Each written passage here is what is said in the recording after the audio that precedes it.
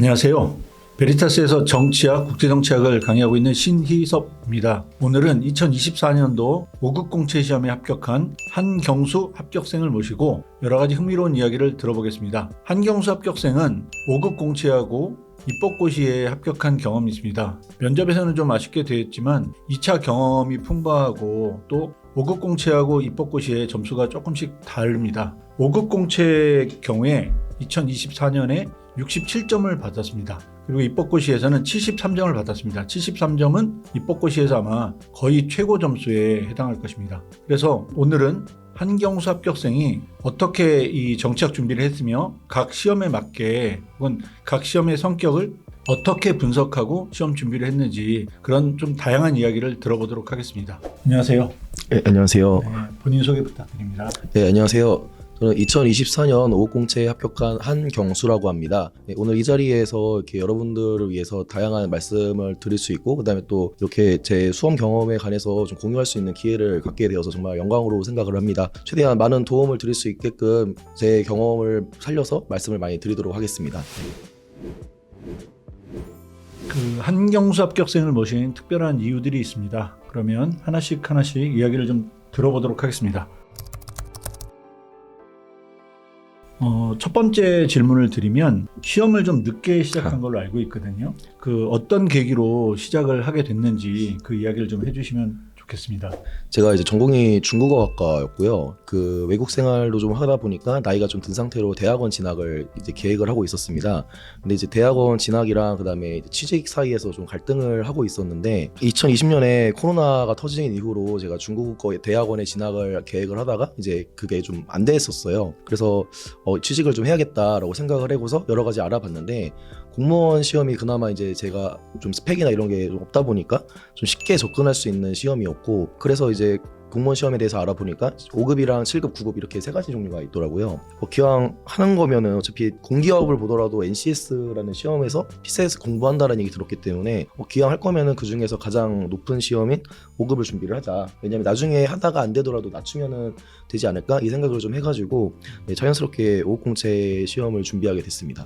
그러면 좀 늦게 준비를 시작했으니까 그 시작을 하면서 좀 느끼는 좀 어려운 점들이 있었을 것 같거든요. 그리고 그런 점들이 있을 때 그거를 본인이 어떻게 좀 이겨내려고 했는지 그 이야기를 좀 해주십시오. 네, 일단 가장 힘들고 어려웠던 지점은 제가 거의 20대 후반에 시험을 시작하다 보니까 제 친구들이 대부분 취직이 이미 끝난 상태인 경우가 많았고 그런 부분에서 조금 압박감이 있었습니다. 그래서 일단은 친구들은 다들 이제 돈을 벌어가지고 부모님께 용돈을 드리는 상황인데 저는 이 시험은 공부를 하기 위해서 부모님한테 용돈을 받고 그다음에 또 생활비를 받는 처지가 된 거잖아요. 그래서 그런 부분이 조금 많이 스트레스로 작용을 했었고요. 또 그다음에 이런 부분을 극복하기 위해서는 공부를 경력이 좀 쌓이다 보니까 학원이나 이런 데서 좀 알바 제의가 많이 들어왔었어요. 학원 알바 같은 거를 좀 하면서 생활비를 좀 충당을 하기도 하고 좀 그런 식으로 좀 해결을 했었습니다. 좀 늦게 공부한다는 게 여러 가지 좀 힘든 부분이 있죠. 그러니까 주변 친구들이 지금 어떤 위치를 잡고 그런데 내가 좀 그 친구들에 비해서 뒤처졌다는 느낌이 들기도 하고 또 시험이 1년에 한 번 있기 때문에 그 1년을 기다리면서 뭔가 성과를 만들어야 된다는 거에 대한 조바심도 있고 생활비 문제 뭐 이런 것들이 있어서 좀 많이 어려웠을 것 같습니다. 다음 질문은 좀 민감한 질문인데요. 2차 합격하고 면접에서 탈락한 경험이 있거든요. 그 면접에서 탈락했을 때 굉장히 심적으로 부담이 좀 많이 있었을 것 같고요. 그리고 그걸 다시 이제 공부를 해야겠다고 마음을 먹고 그 심적 부담을 어떻게 본인은 해결하려고 했는지 그 부분에 대해서 좀 이야기를 해주시면 좋을 것 같습니다. 네, 일단은 제가 2023년 입법고시 면접에서 이제 탈락을 했었고요. 그 다음에 5급 공채 2차 시험에서 연달아 거의 2달 간격으로 이제 떨어졌었어요. 그래서 좀 마음이 그때 상당히 많이 힘들었었습니다. 그 하반기에 진짜 많이 힘들었었는데 스트레스가 진짜 심해가지고 한 이틀 동안 잠을 제대로 못 잤었던 기억이 나요. 그런데 이제 그거를 좀 극복할 수 있었던 계기가 하나 있었던 게 몇 개 있었죠. 일단은 제일 기억에 남는 거는 제가 5급 공채 2차까지 떨어지고 나서 이제 나 공부를 더 이상 못하겠다 막 이 생각이 드니까 취직 사이트 같은 데가 있거든요. 거기 들어가서 내가 취직할 수 있는 회사가 무엇이 있고 그 회사에서 나한테 어떤 스펙이나 자격증을 요구를 하는가 이런 걸 이제 찾아보고 그거를 갖추기 위해서 내가 무슨 노력들을 또 해야 되는 건가 이렇게 찾아봤었어요. 찾다 보니까 얘네들을 내가 갖추기 위해서 시간을 투자를 또 해야 되는데 그러느니 이미 어느 정도 완성이 되어 있는 오후공채를 한 번 더 보는 게 낫지 않을까 그런 생각이 들어가지고 공부를 그냥 다시 해야겠다 이게 편하네 약간 이 생각을 해가지고 좀 극복을 할 수 있었고요. 그 다음에 면접 장소에서 같이 이제 입학고시 면접을 준비했던 분 중에 한 분이 전년도에는 2차가 안 되고 그 전년도에 면탈을 하셨던 분이 계셨어요.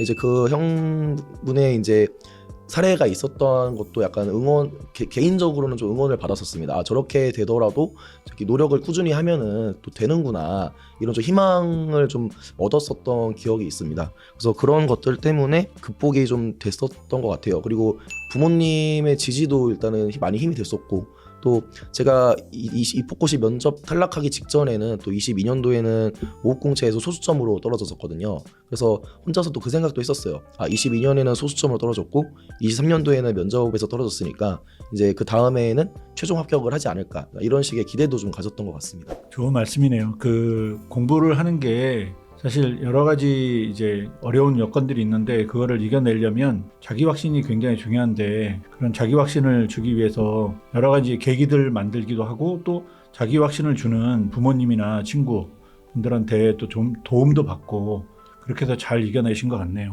마지막 요 파트에서 마지막 질문은 이제 대학을 졸업하고 어떻게 이제 그 사회에 나올까 이걸 준비하는 분들이나 혹은 사회생활을 하다가 아 내가 공직의 뜻이 있었구나 아니면 공직의 뜻을 한번 펴보고 싶다 이렇게 좀 늦게 또 준비하는 분들도 있거든요. 물론 이제 일찍 준비하는 분들도 있지만 그래서 이렇게 좀 늦게 또 준비하는 분들한테 혹시 조언이 될 수 있는 게 있다면 어떤 게 있는지 한 말씀 해주십시오. 일단은 저는 제가 진짜 운이 좋아서 이 시험에 이제 합격을 했다라고 생각을 하고 있고요. 이제 운이 좋아서 합격한 처지에서 좀 많은 분들에게 긍정적이고 뭐 열심히 하면 합격할 수 있습니다. 이런 말씀을 드리고 싶지만 현실적으로 모든 사람들이 합격하지 못한다는 시험이라는 점에서 좀 그 부분을 먼저 말씀을 드리고 가야 될 것 같아요. 그래서 좀 죄송하지만 모두가 도전한다고 해가지고 되는 시험은 일단 아니라는 점을 말씀을 드리고 싶습니다. 그래서 이 시험을 공부해서 이제 공부하는 사람들 중에서 열심히 하지 않는 사람은 없고요. 대부분 실력이 다들 좋으세요. 근데 누군가는 합격을 하고 누군가는 떨어지는 그 약간 묘한 간극 같은 게 존재를 하거든요. 그래서 그 간극을 좀 실력만으로 뚫기가 어렵고 진짜 운적인 요소가 분명히 있어야 된다라는 점은 뭐 그런 점이 있고 그 부분은 이제 나이가 있는 상태에서 시험을 보든지 어릴 때 시험을 보든지 간에 똑같이 적용이 됩니다. 그런데 이제 나이가 있는 상태에서 시험을 시작을 하면은 그 운적인 요소에 받는 영향이 훨씬 커지는 것 같아요. 그러니까 저희가 나이가 있다 보니까 아무래도 이 시험 공부하는 데 있어서 현실의 벽이라는 게 있잖아요. 그 현실의 벽이 어린 친구들에 비해서 훨씬 두껍고 또 높다는 생각을 많이 했었어요. 그러니까 저 친구들은 떨어져도 두세 번은 더 볼 수 있는 기회가 있을 텐데 나에게 그런 기회가 주어질까? 내가 두세 번만 더 보면은 이 운이 나한테 올 수도 있을 텐데 그때까지 내가 이걸 견뎌낼 수 있을까? 이런 압박감을 진짜 많이 받았었습니다. 그래서 저는 이 시험을 도전하시려는 좀 나이가 들거나 혹은 사회생활을 하시는 중에 시험을 도전하고 싶다 이런 생각이 드신 분이 있다면은 그 현실의 벽에 대한 고민을 정말 많이 해보시고서 시험에 진입하시는 거를 좀 권해드리고 싶어요. 계산기를 좀 많이 두드려 보셔야 될 것 같습니다. 내가 이 시험을 몇 년 동안 더 볼 수 있을 것이며 이 지금 하는 일이라든가 앞으로의 진로를 포기하고 이거를 뛰어들었을 때 과연 내가 얼마나 이 현실의 벽을 좀 뛰어넘을 수 있는 사람인지 아닌지 이런 부분에 대해서도 많이 고민을 하시고서 진입을 하시는 게 맞다라고 생각이 들어요. 그래서 좀 그런 부분에 대해서 좀 많이 고민을 해보시고 마지막으로 결정을 내리셨으면은 후회 없이 좀 도전하시면 좋을 것 같습니다. 그 많은 분들의 인생이 걸린 일이다 보니까 좀 쉽게 응원을 드리지는 못하겠고 그렇게 좀 조언을 드리고 싶습니다. 네, 굉장히 현실적인 조언이세요. 그 사람들이 모든 원하는 걸 다 이룰 수 있으면 좋지만 그렇지 못하고 또 공부를 하면서 받게 되는 경제적인 압력이라든가 또 주위의 시선이라든가 이런 것들이 있기 때문에 그런 것들을 잘 감안하고 그걸 내가 충분히 이겨낼 수 있다 이런 각오가 있을 때 공부에 뛰어드는 게 현실적으로 굉장히 중요한 얘기인데 좋은 말씀을 해주셨네요.